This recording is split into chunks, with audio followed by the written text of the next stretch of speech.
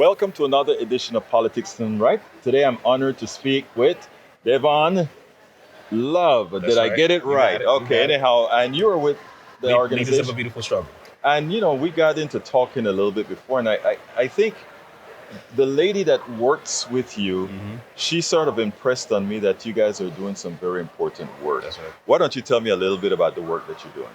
So we're a grassroots think tank, revolutionary Pan-African nationalists in our perspective, and that's important because the issues that we work on, particularly around like criminal justice issues, so pushing back against mandatory minimums and sentence enhancements, also advocating for investment in community-based violence prevention.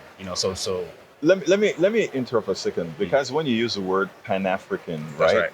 To some people it may mean something, but we want it to be known exactly, not for folks to stereotype what it means. That's right. So why don't you explain what you mean by Pan-African? And I appreciate that question because it's actually central to our work. We see, when we talk about Pan-Africanism, the importance of Black people to practice sovereignty. So you think about the African diaspora, you think about the fact that the Middle Passage, the Ma'afa, was an interruption and denigration of the humanity of people of African descent. Right. We see that in order for Black people to be free, we have to organize on the basis of our solidarity as people of African descent. Right. To be able to practice sovereignty and self-determination. So from our perspective, Black people are, to the extent that Black people have made progress, it's not been petitioning white people to recognize their humanity. It's been us being able to organize in sovereign, self-determined political action. One of the things that I like about hearing that is because when the founding fathers came to America, they didn't ask for their liberty. That's right. on their freedom. They took it. Mm-hmm. And I find it sort of amusing often that people want others who are seeking their own freedom to do it under the tutelage or base time of someone else. Wait,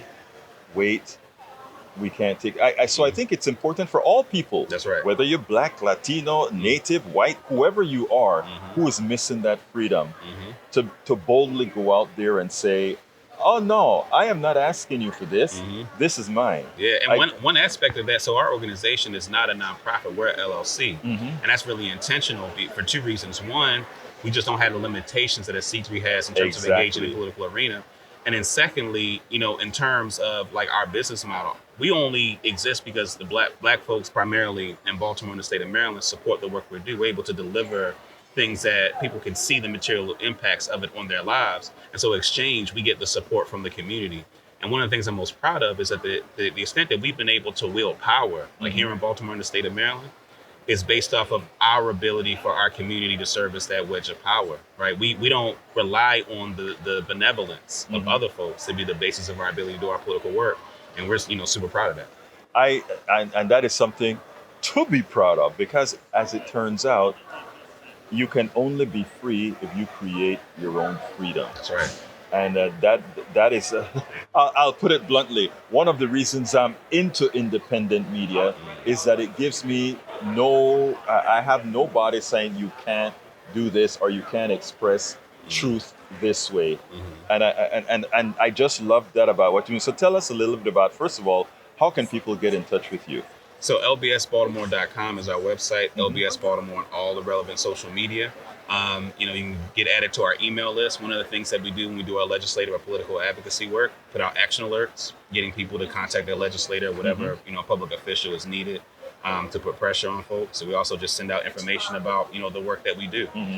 One of the things that we're working on currently is reparations for the war on drugs. So we were able successfully to pass a statute through the state of Maryland's legislature that establishes the Community Repair and Reinvestment Fund. So 35% of the tax proceeds from recreational cannabis is going to go into a fund that's coming back to the communities impacted by the war on drugs. Right. And we're currently in the process of doing the implementation, building the infrastructure that will distribute those resources to make sure they actually get to the community and not, the big box corporate white nonprofits that usually soak up all the money when those resources come down. Music to my ears. Let me tell you something. It's amazing, right?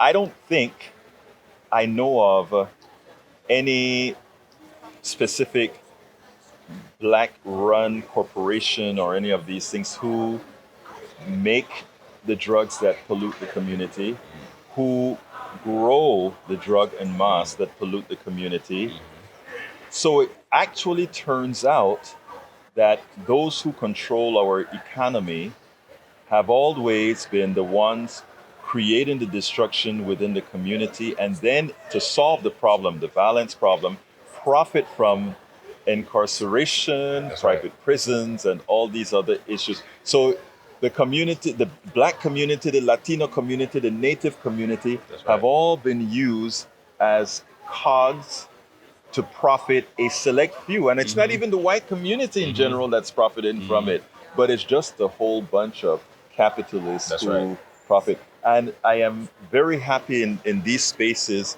to see people like yourself that are out there making people aware of this and doing something about it. So I'm very excited. And I'm sorry, I forgot the name of your group again. Leaders of a Beautiful Struggle, LBS. LBS, Leaders of a Beautiful Struggle.